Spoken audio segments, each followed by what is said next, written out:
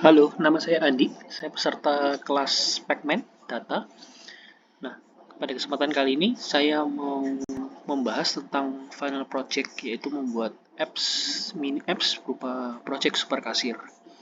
Jadi latar belakangnya adalah apps ini bertujuan untuk membantu customer dalam melakukan transaksi, baik menambahkan item, mengubah data maupun mengurangi, lalu menampilkan jumlah belanjaan serta menghitungkan total belanjaan dan diskonnya.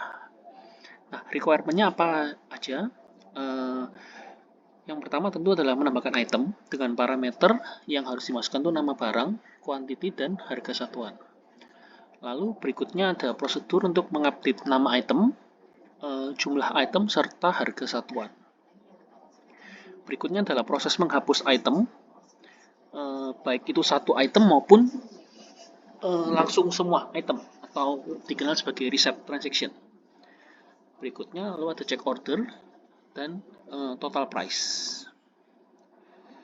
Nah, lalu setelah itu dari requirement di atas saya membuat beberapa prosedur. Yang pertama adalah add item. Nah, add item ini data inputannya apa? Yaitu nama, quantity, dan price. Pada pertama kali akan dicek dulu apakah nama already exist. Dalam hal ini kita akan mengecek, jadi kita melakukan iterasi kepada isi dari data item. Ini adalah list dari data. Jika sudah pernah ketemu namanya, maka akan mengeprint error message berupa data item sudah ada. Jadi jika tidak ketemu, maka dia akan menambahkan item itu ke list seperti itu. Nah, lalu untuk mengubah nama item, inputnya juga sama, yaitu nama dan nama barunya. Lalu akan terjadi proses pengecekan apakah nama already exist. Nah, dalam hal ini kita pakai bantuan dari function yang bernama index item. Seperti itu. Jadi jika memanggil dari list dengan index item sesuai dengan namanya, jika ketemu maka diupdate menjadi field nama baru. Jika tidak, maka mengeprint error message. Demikian juga dengan proses update item quantity. Jadi dengan inputan nama dan quantity baru akan dicek apakah namanya sudah ada atau tidak. Jika ada, maka melakukan update quantity, dan di sini saya langsung menambahkan ada komponen ketiga, yaitu subtotal yang merupakan perkalian dari quantity dan harga satuan. Demikian juga dengan proses mengupdate harga item. Jadi akan dicek dulu semuanya by name. Lalu setelah itu akan mengupdate harga baru, harga dengan harga baru, dan melakukan perkalian untuk mendapatkan subtotal. Nah, lalu berikutnya adalah prosedur delete item. Jadi yang diinputkan adalah nama. Jika eksis maka akan dihapus, dan jika tidak akan mengeluarkan error message.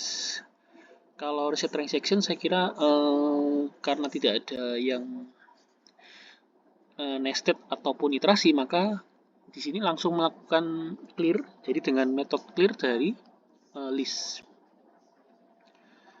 Nah, kalau check order bagaimana? Ini sesuai dengan requirement, maka akan ada pengecekan apakah ada nama yang kosong. Jadi, jika item count atau isi dari list tersebut ada, maka dia akan masuk ke check empty name. Jadi, dilakukan iterasi.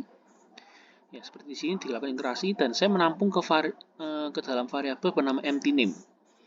Jadi, jika ada komponen yang empty name atau tidak ada namanya, maka nilai empty name ini akan berubah menjadi sesuai dengan jumlah elemen dari list yang name-nya kosong. Jika sudah valid alias tidak ada nama yang terskip, maka akan muncul data belanja. Namun jika ada item yang tidak memiliki nama, saya membuat error message terdapat kesalahan item yang tidak memiliki nama. Seperti itu.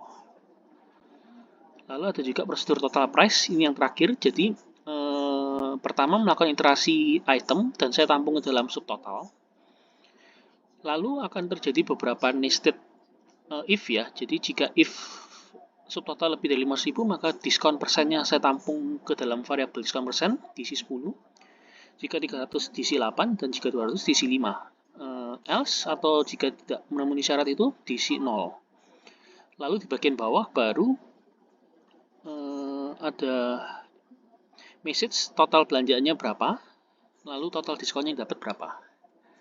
Nah, untuk melakukan hasil test case yang pertama, jadi jika saya jalankan main cashier.p ini, nah yang case pertama adalah saya melakukan add item sesuai dengan test case yang diberikan, ayam goreng dan pasta gigi. Lalu saya sengaja menambahkan empty string sebagai nama. Jadi jika kita lihat, waktu dia melakukan check order, maka akan terjadi error message kesalahan item yang tidak memiliki nama tadi. Lalu jika saya coba delete item yang empty string tadi, dan saya melakukan check order, baru total orderannya muncul. Jadi ayam goreng dan pasta gigi. Itu case yang pertama. Jadi seperti itu. Lalu case kedua, dicoba menghapus item pasta gigi. Jadi ini ya, case keduanya. Setelah makan delete pasta gigi, kita lakukan check order lagi, maka yang tampil adalah ayam goreng. Case ketiga adalah melakukan reset transaction. Nah, setelah kita melakukan reset transaction, maka ketika di print check order, dia akan menampilkan message bahwa tidak ada item sama sekali dalam transaksi ini.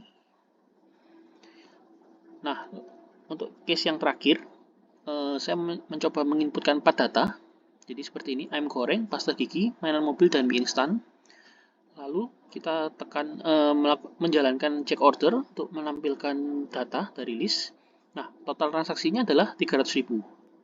Jadi dengan demikian mendapatkan diskon sebesar 300.000 tadi ya. 5%. Seperti itu. Jadi total belanjanya adalah 285.000.